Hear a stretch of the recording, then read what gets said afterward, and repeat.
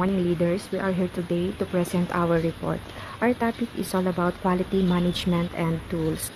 Quality management and tools, or QMT, offers assistance to employees of an organization to find the recurring defect, the root causes and sub-causes along with their effects. Quality management tools play a major role in eliminating issues and finding areas of improvement. It helps organizations find solutions that help increase the productivity and efficiency of goods, services, and processes in various sectors, including manufacturing, services, and healthcare, to improve customers' or client expectation. So, in a simple explanation, quality management tools, it helps companies find and fix problems to make things better and more efficient. They look for what's causing repeated issues, then find solutions to improve product, services, and processes for customers. For example, let's say a restaurant is getting many complaints about slow services. How to identify this problem? Customers are waiting too long for their foods. So how can we find this cause? Maybe the kitchen staff is unstaffed, the ordering system is inefficient, or servers aren't communicating effectively. So, how to fix this problem? So, kailangan talaga ni restaurant na mag-hire ng maraming staff, lalo na yung server para mas mapabilis yung galawan sa loob at para mas maging aktibo sa mga customers kung ano yung gusto nilang orderin at makakommunicate ng maayos. Next is, we have 8 principles of TQM. Number 1 is customers focus. TQM prioritized understanding and meeting customer needs and expectations. For example, sa mga restaurant, merong tinatawag na surveys gamit ang online reviews platforms like Facebook na siyang kadalasan na ginagamit ngayong panahon. So, dyan natin makikita kung ano yung mga feedback ng mga customers. Number 2, total employee involvement. So, all employees are encouraged to participate in quality involvement efforts, leveraging their knowledge and skills. For example, si KCC Mall of Marbel ay meron silang tinatawag na suggestion box na ginagamit ito ng management ng mall upang mapabuti ang kanilang serbisyo, pasilidad at pangkalahatang karanasan ng mga mamimili. Number 3, continuous improvement. TQM emphasized ongoing effort to identify and eliminate efficiencies. For example, si KCC Mall of Marbel, paano ba nila mai-update yung kanilang product at mabawasan yung basura? So, si KCC Mall ay merong sistemang proseso at patuloy na pagsisikap na i-update ang kanilang produkto at paano nila na i-handle yung mga basura. Meron silang tinatawag na sustainable at customers-friendly na kapaligiran. Number 4, process approach. TQM views organization as a collection of process that can be improved. For example, palagay natin si KCC Mall. So, paano nila ma-manage yung pag-inventory at pagbabawas ng mga stock out at sobrang pag-inventory? First is, dito muna tayo sa stock out. Meron tayong tinatawag na demand forecasting. Number 2, just in. Number 3, safety stocks. Number 4, real-time inventory tracking. Number 5, vendor managed inventory. Next is how to minimize overstocking. So, 1 is data analysis. Number 2, inventory turnover rate. Number 3, markdown and promotion. Number 4, efficient warehouse management. And number 5, regular inventory counts. So, sa pamamagitan nito, mai-handle ni KCC kung paano nila mai-manage yung pag-inventory ng stock out and sobrang pag-inventory nila. Number 5, fact-based decision making. TQM relies on data and evidence to make informed decision about quality improvement. For example, pupunta tayo ng Watsons at ang target is si Everbelena. Siguro kahit sabihin natin na si Everbelena ang kukunin na product, kapag nilapitan ka ng beauty consultant ni iFace or ni O2O product, at dahil mas marami silang product, so at kapag mas lalong maganda yung sales stock nila sa'yo, so makukuha nila yung loob mo at mapapabili ka ng kanilang product. Number 6, integrated system.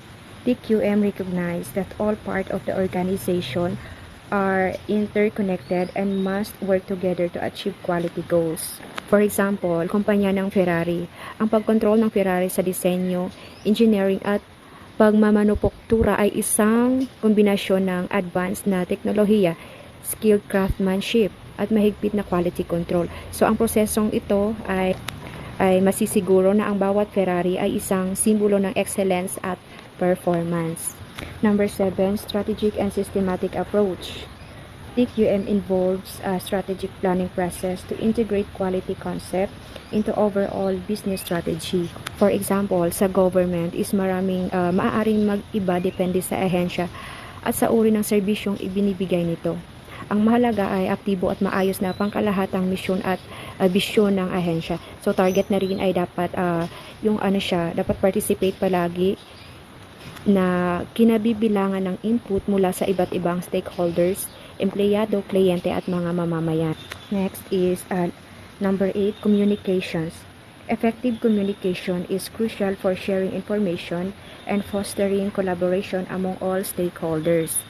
So, for example, a project team use a project management tools to track progress, share documents, and communicate effectively.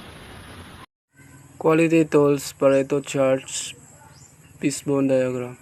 Pareto chart, named after the 19th century Italian economist Vilfredo Pareto, a technique for focusing attention on the most important problem areas. A bar graph uses a quality tool to visualize the frequency of issues or defects, often based on the Pareto principle, which states that 80% of problems stem from 20% of causes. It helps prioritize quality improvement effort by focusing on the most impactful problems. Pareto chart, ito ay isang uri ng bar graph na nagpapakita ng dalas ng mga problema o defekto ayon sa kung gaano kadalas ang mga ito. Pinangalan ito kay Vilfredo Pareto, isang Italianong ekonomista dahil sa kanyang prinsipyo na 80% ng mga problema ay nagmula sa 20% ng mga Ang Pareto chart ay tinutulungan din ang mga kumpanya na tukuyin ang mga pinaka-importanteng problema na kailangan nilang tugunan upang mapabuti ang kalidad ng isang kumpanya. Halimbawa nito, sa isang factory na gumagawa ng sapatos, maaaring gamitin ang Pareto chart para makita kung anong uri ng depekto ang may pinakamaraming bilang.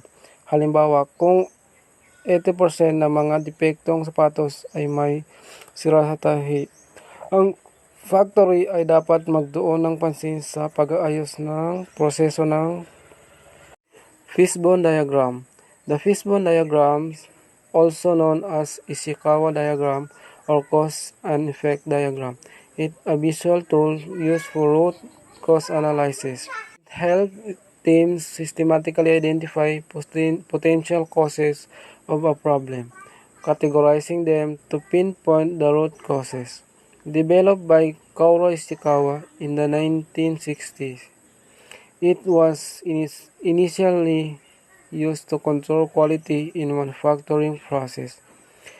The diagram resembles a fish skeleton, with the problem or effect, the head, and potential causes, extending as bone along the Ang fish diagram ay isang diagram na hugis isda na nagpapakita ng mga posibleng sanhi ng isang problema.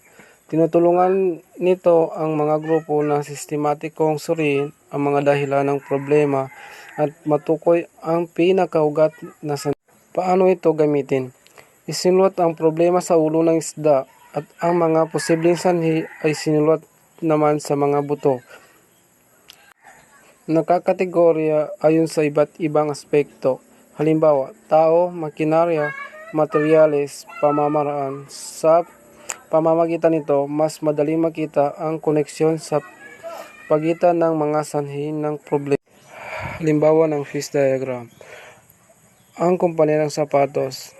Kung ang problema ay ang masamang pagkakagawa ng tahi, maaaring isulat sa mga buto ng fishbone diagram ang mga posibleng sanhi gaya ng kulang sa pagsasanay sa mga manggagawa, sira mga makinang pantahi, mababang kalidad ng sinulid, at hindi sapat na inspeksyon. Sa pagsusuri ng mga buto, matutukoy ng mga kumpanya ang pinakaugat na sanhi ng mga problema sa pagtahi. ISO Standard and Certification, the International Organization for Standardization (ISO), promotes worldwide standard for improvement of quality, productivity, and operating efficiency through a series of standard and guidelines. The primary purpose of ISO is to facilitate international trade by providing a common framework for standard that ensure product quality, safety, and reliability. This helps to eliminate trade barriers and promotes global economic growth. ISO standard and certification, there are three examples. First is ISO 9000, a set of international standard on quality management and quality assurance critical to international business. Ang example na diri is small bakery. Gina-assure nila ang quality sa isa ka product kag para makakuha sila sang feedback na halin sa customer para mapanami pagid nila ang kalidad sang produkto nila. Amo na siya ang example sang 9000. Sa ISO 14000, a set of international standards for assessing a company environment performance. Ang diri naman is a small office para small office kay para ay sa small office naman kasi is kumbaga nagabawas sila sa paggamit sang papel para makabawas sila sa paggamit sang papel, gina-transfer na lang nila ni sa isa ka device para hindi gid sila makagamit gid sang papel. Then sa ISO 24700, quality and performance of office equipment that contains reuse component. For example, test the printer. The printer must undergo testing to ensure that it performs as well as new printer and meets all safety and environmental standard. Kumbaga gina-test nila gina-ensure nila ang quality sa isa ka printer equipment kay para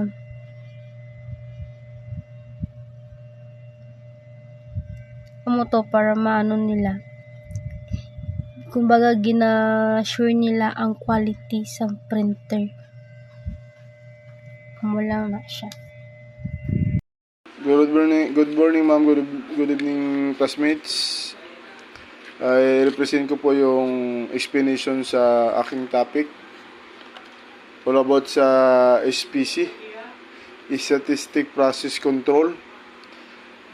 Ang purpose nito po ay para ma-monitor ang quality and quantity ng product, yung kanyang flow, through solving charts.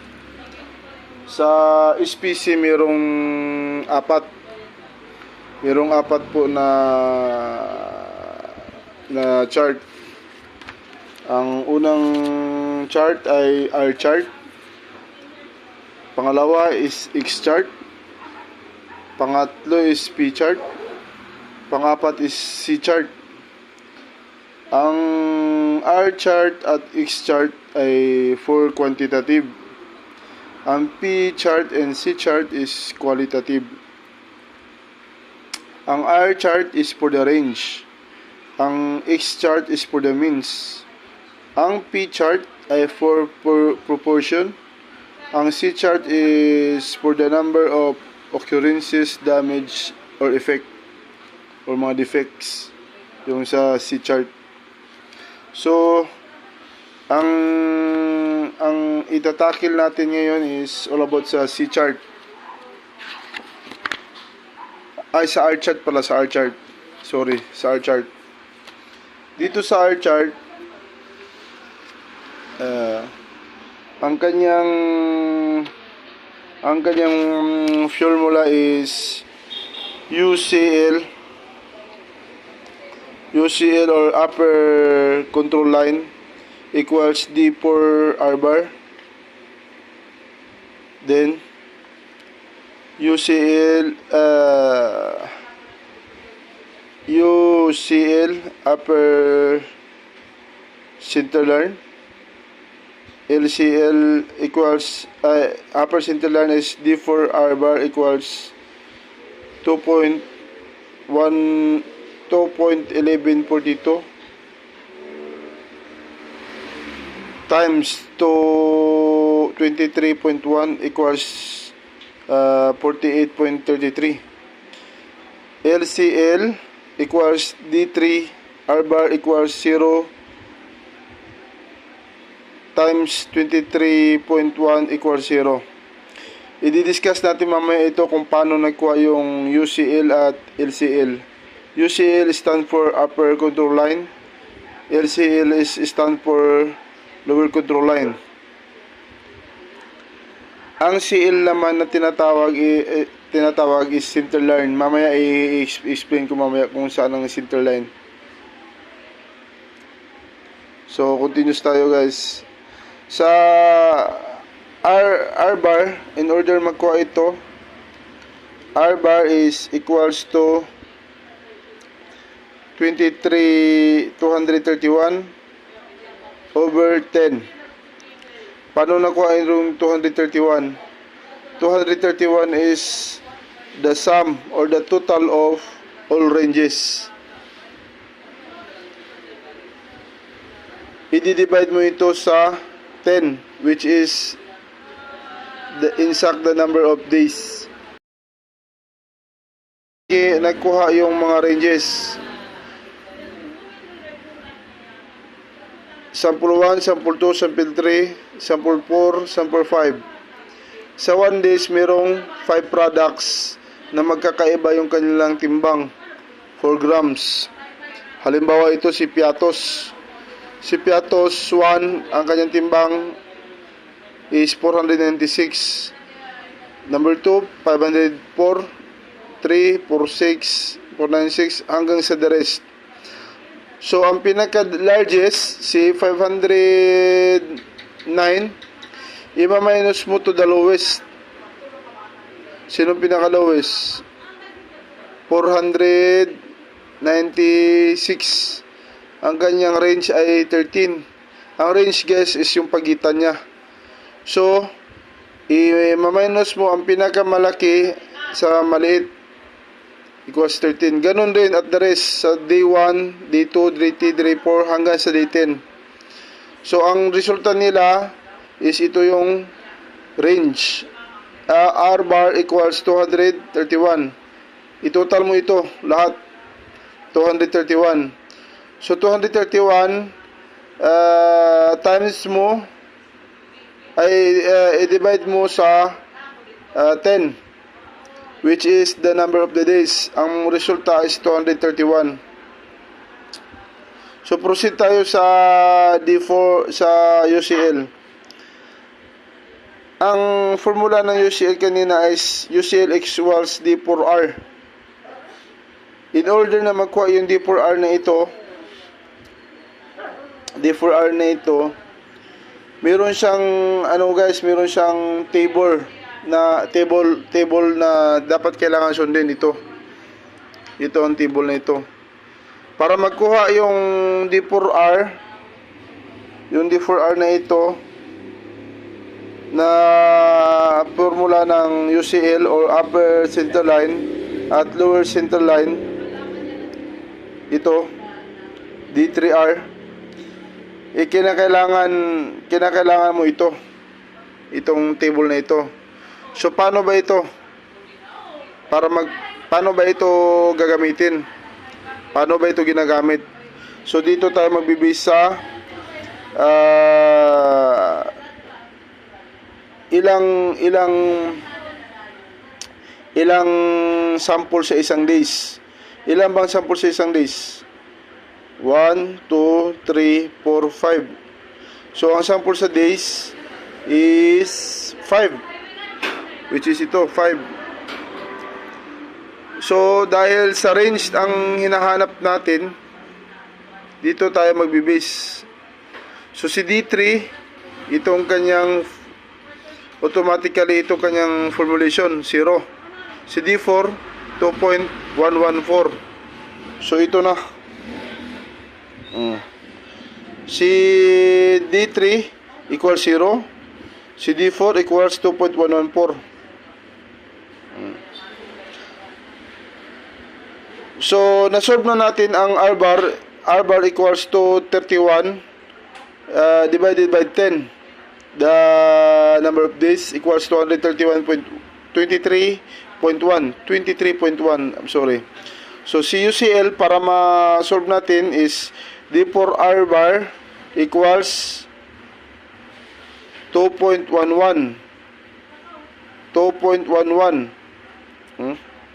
2.11 kasi ito yung nasa UCL na which is kanina andito 2.11 UCL upper center line 2.114.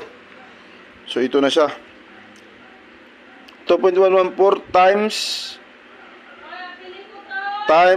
40 times 23.1 na which is itong resulta ng R bar na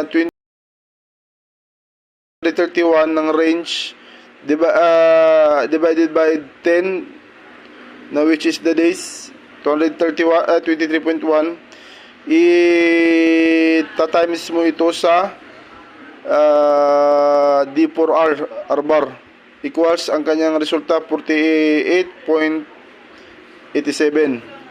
Sa D3 R bar naman equals 0 times 23.1 same dito pa rin 23.1 equals 0. So paano ito gagamitin guys? Paano ito igagraph?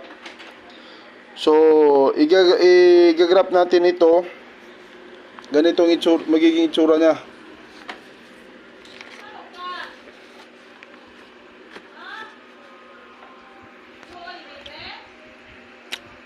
So, isasample natin. Ang ito ay represent ng number of days. 1, 2, 3, 4, 5, 6, 7, 8, 9, 10. Ito naman ay yung resulta nung solve ng UCL, upper center line. Ito, 48.83. So dahil ang LCL natin is 0, magsisimula tayo sa counting ng 0. Pero dahil sa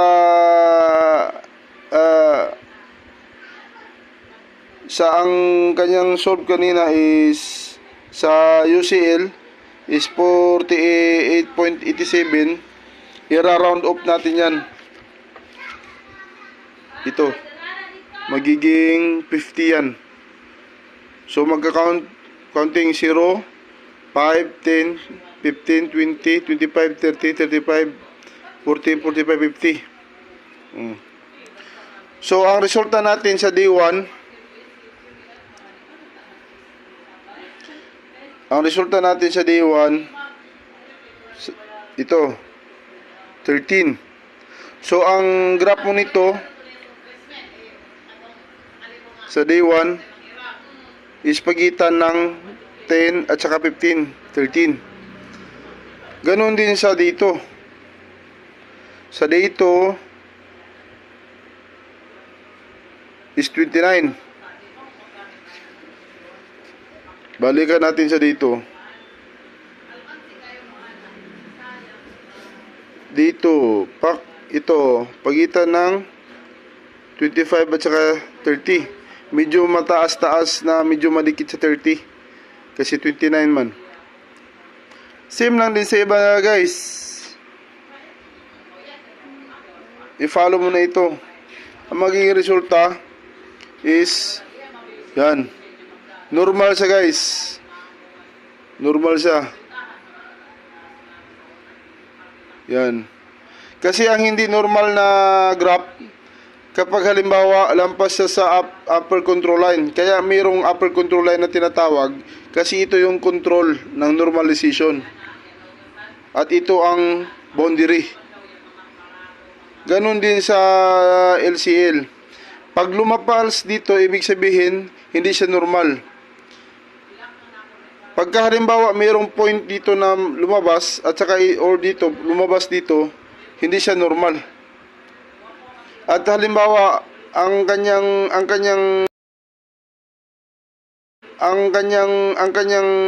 point is parang ganyan, paliit, nagasigsag, palaki, hindi siya normal.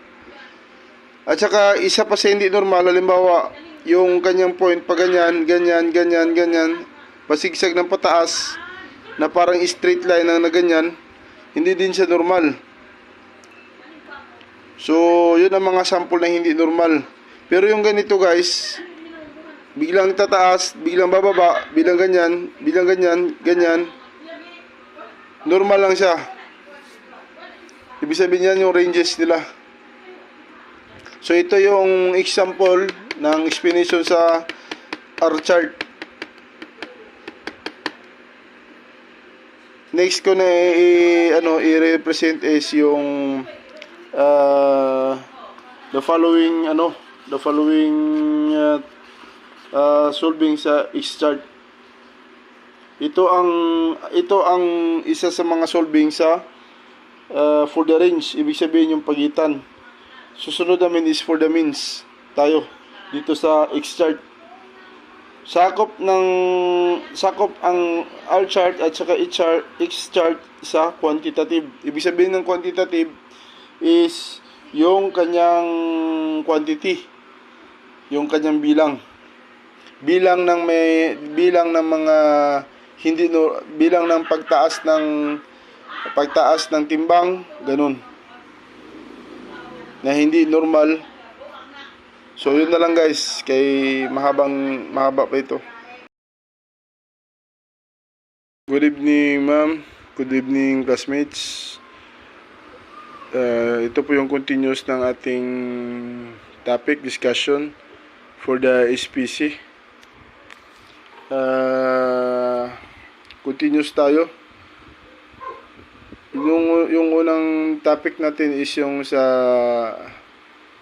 R chart. Ngayon is X chart tayo. Continuous. So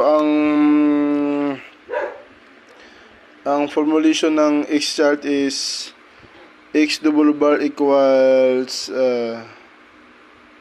sigma X bar divided by the K. UCL equals X double bar plus A2 R bar. LCL equals X double bar minus A2 R bar. So, unahin natin itong A2. Find the A2. Paano ba yung A2? Naalala yung sinabi ko na merong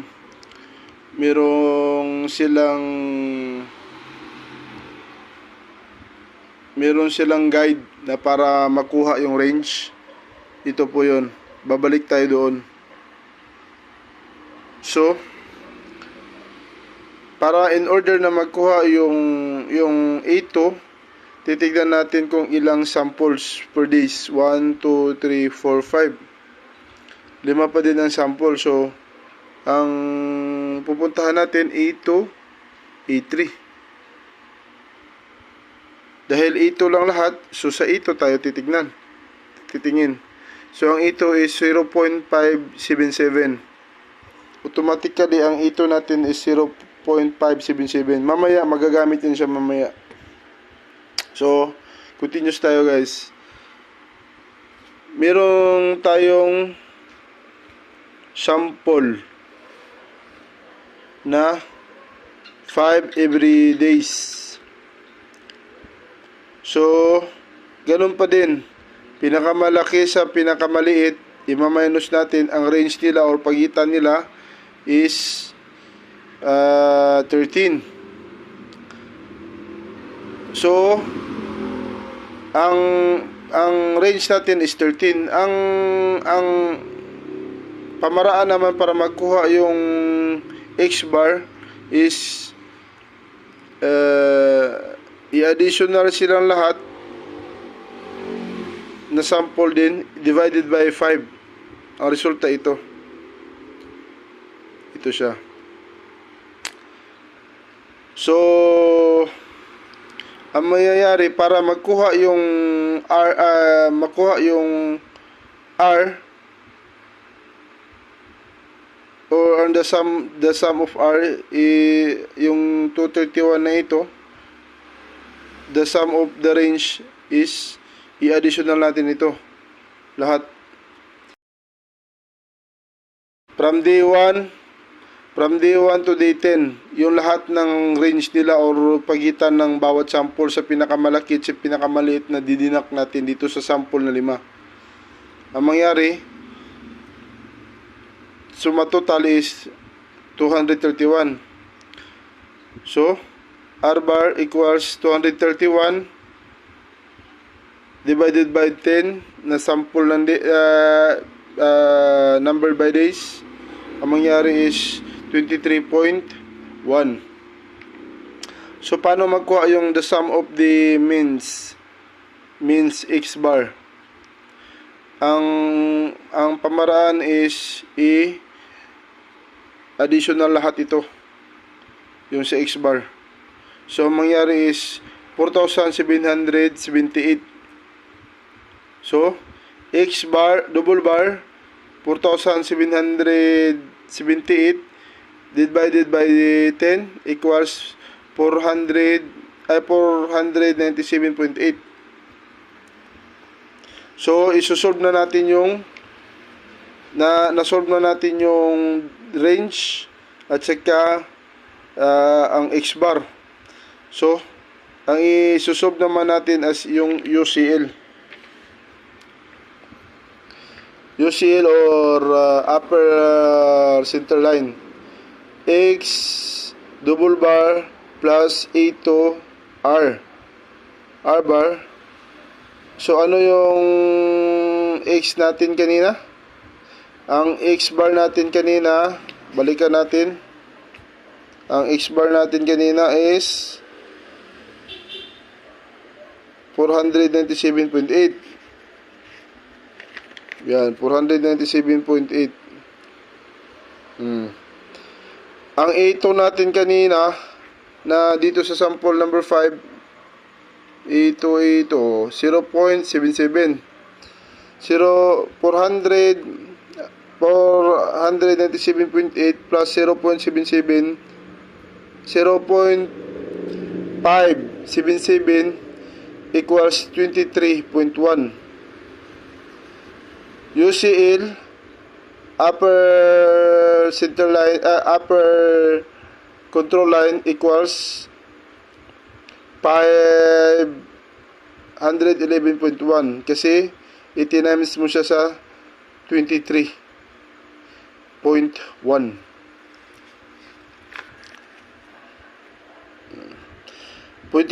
Paano nakuha yung 23.1? 23.1 ito yung result ng R bar kasi ito yung nakalagay UCL yung X double bar gi-plus mo sa A2 tas ginawa mo itinamis mo sa R bar na yung R bar natin is 23.1. So ang resulta is 511. Then X double bar, ito naman pinagkaiba is yung sa UCL is plus, sa LCL sa lower control line is minus. So X double bar minus A2 times R equals 497.8 minus 0.577 577 i-times mo sa 23.1. Ang LCL natin is 484.7. So mag-graph na tayo guys. Ito na. Number of days natin. Ito naman is means weight. Yan, means weight natin. Ang means weight natin bibis yan dito sa X bar natin 1115 pinakamataas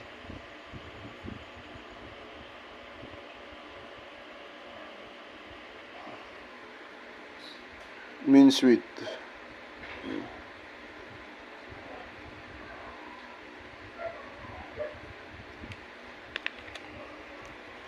So isusolve na natin.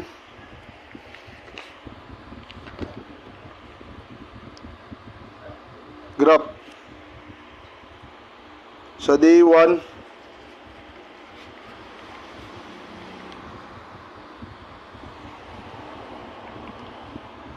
natin is 502. So automatically 502 pagitan siya ng 505.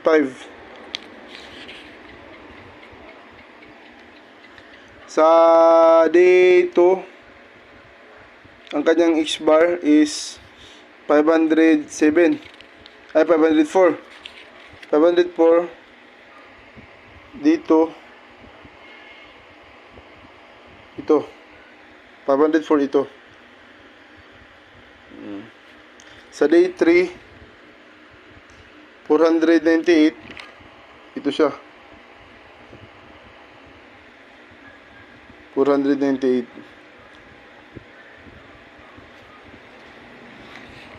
So, ang purpose ng UCL at LCL ay para ma-determine kung ilang range ng upper center line natin at saka LCL natin, lower center line. Ang average ng lower center line kanina na pag-solve natin is 484. So, 484, dapat hindi siya lalagpas dito sa control number niya. Ayan. Ganun din sa upper center line. Hindi lalagpas dito sa control number niya. Kasi pag lalagpas dyan, katulad dito, mayroon siyang abnormality. So, sa ika-day 3, mayroon something na hindi siya normal. Hindi siya pasok sa average ng average ng means. So doon mo pa lang malalaman sa ika-day 5 na mayroong hindi kanais-nais. Hindi siya nakapasok sa minimum. So yun lang guys, kung for the further instruction ano lang namin sa personal kasi medyo mahirap dito pag mag-explain sa video. Good evening ma'am, good evening classmates. Continuous po ng ating topic. Nasa P-chart na po tayo. P-chart is stand for proportion. So, ito yung malaman yung qualitative. Ano siya ng qualitative? Bilong yata ito sa percentage ng defect. Kasi sa proportion ito proportion. So, ito po yung ito po yung formula. P bar equals total defective over total number of sampled. UCL equals P bar plus 3 square root of P bar Q bar over N bar. LCL equals P bar minus 3 square root of P bar Q bar over N bar. So, dito sa tabular natin, meron tayong 15 days.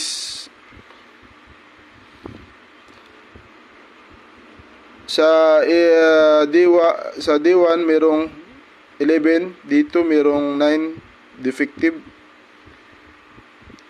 Sa sample natin merong 200 every days. In 15 days meron siyang 3,000 sum ng natin ng sample natin. Sa defective natin is 156. Para magkuha yung proportion guys, yung 11 i-divide natin sa 200. In every days, ang defect nila i-divide natin sa sample. 11 ang defect, 200 ang sample. So ito yung results. So isosolve natin yung P bar. Guys, P equals total of defective equals 156. 156 divided by total of sample. 200 times 15 days equals 3,000. 156 divided by 3,000 equals 0.052. Hindi mo pwede baliktad guys na 3,000 divided by 156, kundi 156 divided by 3,000 para makuha ito. So na-solve na natin yung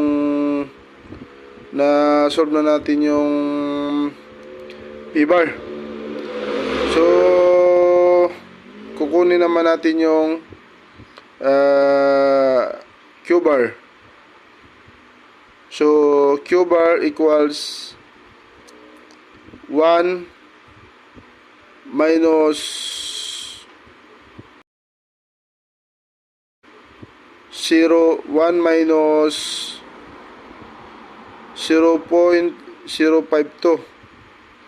I-bring down natin yung P-bar, yung result ng P-bar dito. 1 minus 0.52 equals 0.948. Nakuha na natin ang Q-bar na which is dito, Q-bar. Kasi nakuha naman natin P-bar. Sunod naman natin na kukunin yung in-bar. Ang in-bar dyan guys is yung total sample lang. Madali lang yan. Ano ba yung total sample natin? In-bar equals 3,000 divided by 15 equals 200. 200 siya. So para ma-solve yung UCL equals P plus 3, katulad nung kanina na nabanggit dito sa formula. UCL P plus 3 square root of P bar plus Q bar over N bar. So mangyari ito,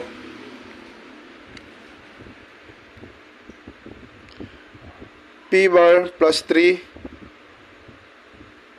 square root of P bar times Q bar divided by N bar. So pagdating sa P bar, hindi siya pwede ma-solve na walang scientific calculator. Dapat may scientific calculator tayo guys, kasi kinakailangan yung over dyan. So ang UCL natin is 0.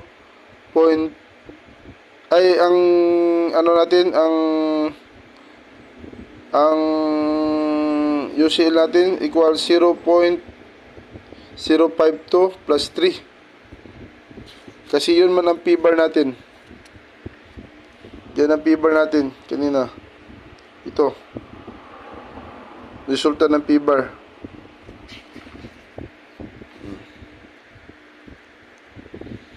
0.052 plus 3. Square root of 0.052, same lang din kasi yan ang p-bar, times 0.948. Ano ang 948? Nasa q-bar. Ang q-bar natin is ito. Ito, q-bar. Ito. 0.948. Yan siya. Sample. Yung in-bar natin, sample. Ang lalabas ito. Kasi ano, sample. P-bar. 0.52. Ito. 0.948. Ito siya. Dito naman sa LCL. Lower control line. Lower control line equals P bar minus 3. Dito naman, magkaiba. Pagka upper talaga, usually, plus yan. Pagka sa lower, minus.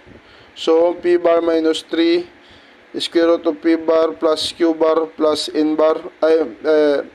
P bar times Q bar divided by N bar equals, copy yung anong P bar, matik 0.052 minus 3 kasi ito yung nasa formula ng LCL. Square root of 0.052 kasi matik din kasi P bar man yan, nakalagay dito, times Q bar. Ano ang amount, ano ang equals ng Q bar? 0.948 divided by 200 equals 0.005. So gagawa ng graph. Paggawa ng graph is ganun din. Sa baba, number of days. Sa dito, sa kanyang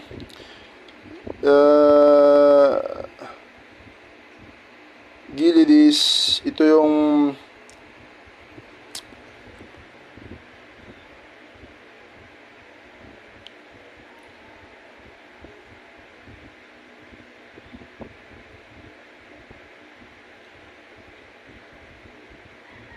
round off ng ito round off ng upper center line. Ito round off. So mag-graph na tayo.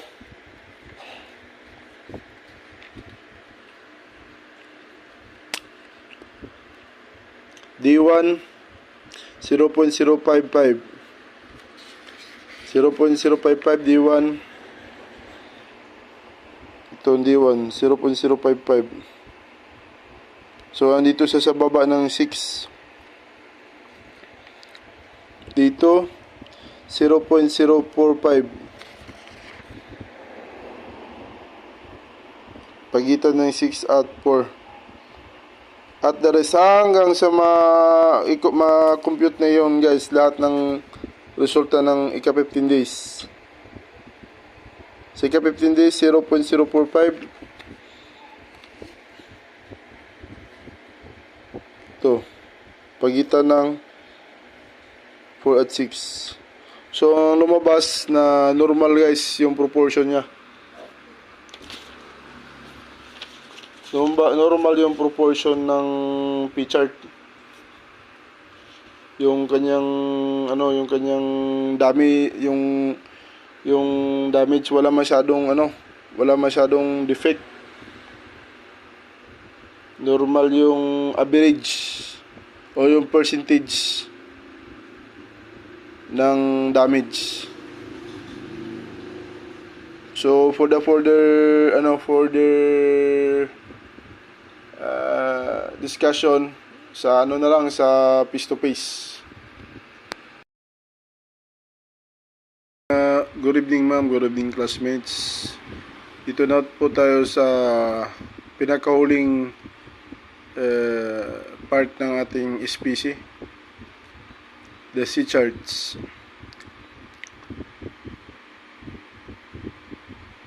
C charts is for damage or defect control. Damage or defects. Bilong siya sa qualitative. Dito mo malalaman yung bilang ng defect or conformers, non-conformers. Yung sa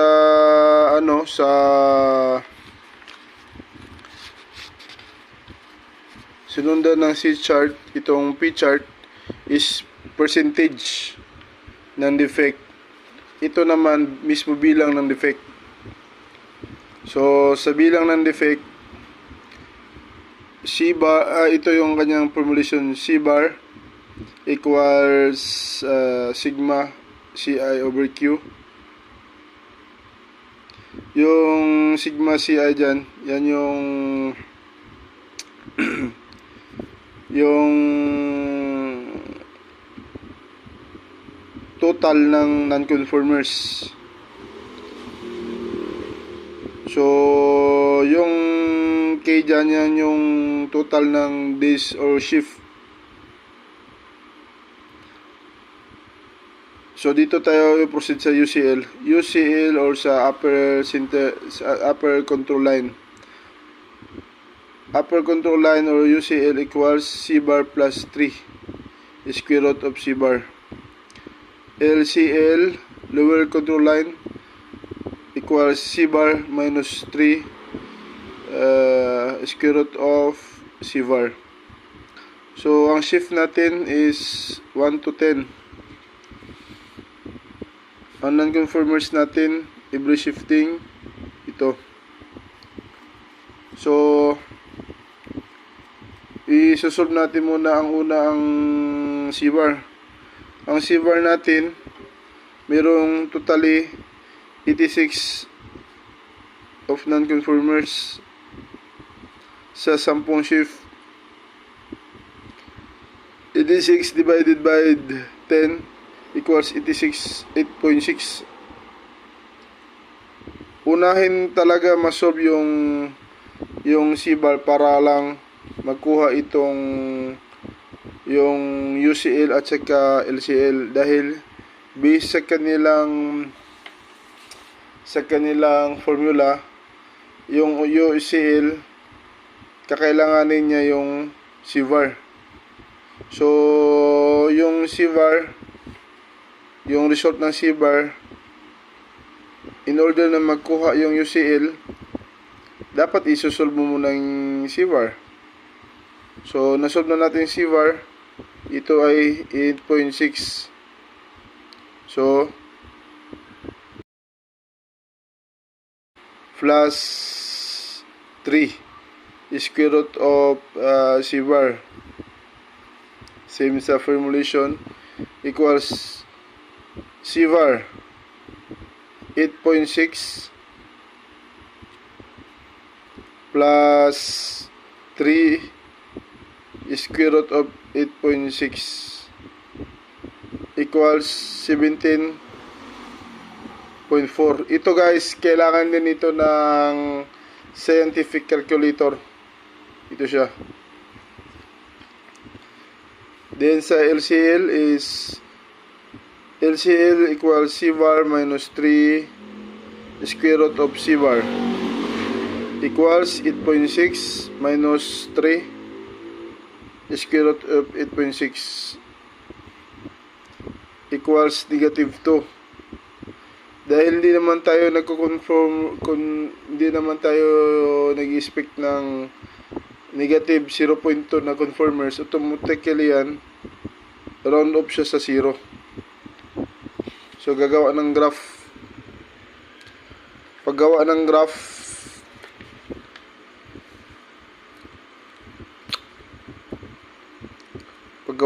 is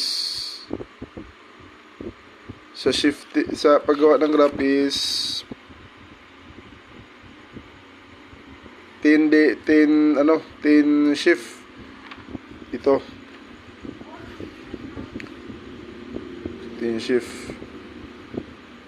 automatically talaga guys. Dito banda sa ibaba ng LCL na ito. So, ang resulta naman ng LCL, automatically dito, pataas. Kasi ito yung pagitan nila yung center line. So, dito mamamagitan yung kung may negative siya o may negative trend o wala. So, dahil sa 0 ito, automatically 0 dito. I-round off mo na lang 0, 2, 4, 6, 8 hanggang pinakamataas na kailangan lampasan yung 17.4 kasi hindi pwede mag-stop sa 17.4 dahil sapagkat pag halimbawa kunwari may abnormality, makikita dito na nalagpasan niya yung control line ng upper control line, ibig sabihin may abnormality. So,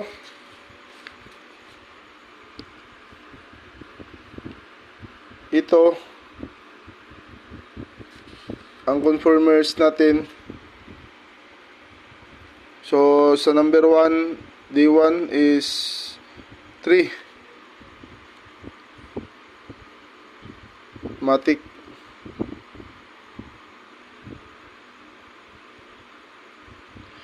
Ito guys, nakalagay na yung conformers niya, automatic. So, ang minomonitor na lang natin dito, automatic. So, ang minomonitor na lang natin dito kung mayroon bang abnormality sa galaw ng mga galaw ng non-conformers para malaman yung defect. Kung yung defect ba is pababa o pataas. Ang problema dito guys, kasi base sa takbo ng defect is pataas ng pataas. Normal, pataas, normal. Pataas, baba bigla, pataas. Kunting slide ng pababa, pataas na naman. Ibig sabihin, ito yung tinatawag na positive trends. Isa din ito sa hindi normal. Yan. Pagka-positive trends. Isa yan sa tinatawag na hindi normal. Hindi lang itong LCL na ito ang pagitan ng lower control line at saka upper control line ang basihan ng may abnormality or uncontrolled. Dahil dito, defect ang pinagbabasihan dito, based dito sa graph, yung kanyang negative effect ng mga defect na yon, pataas ng pataas. Halimbawa, sa product mo, may sira sa shift ng una, pangalawa, pangatlo, pataas ng pataas yung mga defect. So, hindi siya normal kasi positive trend siya, pakyat, hagdanan. Isa kasi yan siya guys na hindi siya normal. Hindi siya normal. Kahit yung zigzag, yung paganyan, tas palaki ng palaki, hindi yun siya normal. Same as nasa dito. So, yun lang guys. Sa C chart, ito ang katapusan ng SPC. Sa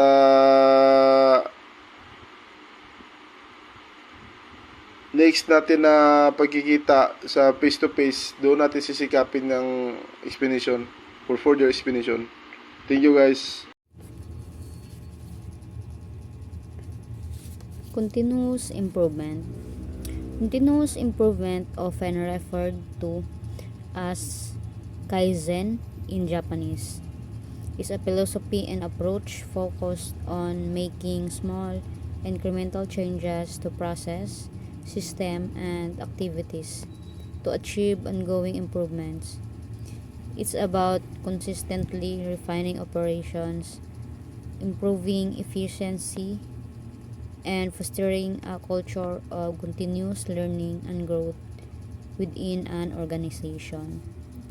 So, continuous improvement is or a Kaizen is a Japanese term meaning continuous improvement is all about making small incremental changes to achieve big results.